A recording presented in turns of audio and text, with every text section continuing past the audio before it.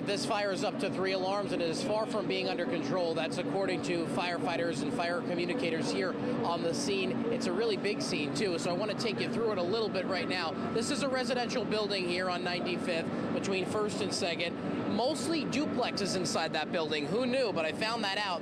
Very dangerous fighting this fire more than a regular fire in a building like this. Here's why. Think about it. If you have 2 floors and you're inside that building and a fire starts in the living room, firefighters have to potentially try to get down, but heat rises. So they're trying to get down. They're trying to get down to the fire while the fire is coming up at them. That just makes it so much harder to navigate. And you see coming out of those windows, Andrew, you could show them, those called, I was learning this, a bottle stretch, where these hoses come in and out of the windows. It's an easier, faster way to fight those flames instead of trying to take that hose and wrap it up the stairwells and get it into those apartments. So now I'm going to take you over here. Andrew, come down from there, so we could show all of these firefighters here. They're basically here waiting. This is part of their building. Right now they're not, but they're waiting. When it's 3 alarms, there's a metric system where all these firefighters, see some coming out of that building now. These look like firefighters who have actually been in one of those apartments trying to put those flames out. I did speak to someone who owns an apartment inside this building. He's lived here for a few years. He said he was working from home today, and it was just before 10 o'clock this morning when he heard this loud explosion. He said part of his building began to shake. He grabbed as much as he could, and he ran out. Once he looked out the window, he saw the smoke start, and now he's watching firefighters, because he knows which apartment is his, he's watching them break through the windows. He sees water coming out of his apartment, and he's wondering if his belongings are okay. That's just a little bit of it here. So it's in progress. It's up to 3 alarms. There's a huge police presence. Most of 2nd Avenue and 1st Avenue are closed off at this hour. It's hard to navigate around here. It's watching the faces of those who own or renting an apartment in this building.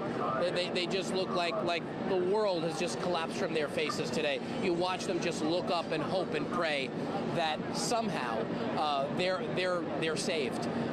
There's no knowing that yet. This fire is still not under control. So we're going to keep watching it. Can I take them there? Can I just show you guys just how deep this goes? Because you're looking at fire truck after fire truck spilling onto 2nd Avenue. That's just one direction. It's the same on the other direction. So it looks like there's a lot of waiting around, but there's a ton of firefighters, first responders inside that building, on the roof of that building, still attempting to put this out. We'll go back up and show them. And I don't know, Andrew, how steady we can get there. If you want to show them that little hole that we were looking at, it almost looks like, I'm not sure if they cut through that apartment building roof or that ceiling there, or did it burn? But from our vantage point there, just beyond that curtain, you could see there's just a little hole and a little something moving there too. It looks like firefighters are actively trying to either get in that apartment or that apartment was burned through. It's hard to tell from this point, but you know, these are the things that people look for when they have to exit a building really quickly, grab whatever they can and just hope that their apartment is okay. But you know, when you're waiting outside here, you know which window is yours, and that's the scary part about it. So they're going to still fight this fire. Right now, it's up to 3 alarms. The FDNY not saying if they're going to expand that call tonight.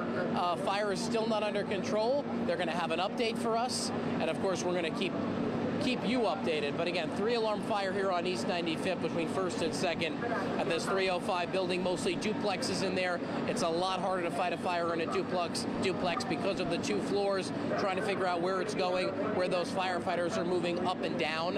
And that's what's so challenging and probably why they haven't been able to put it out at this point.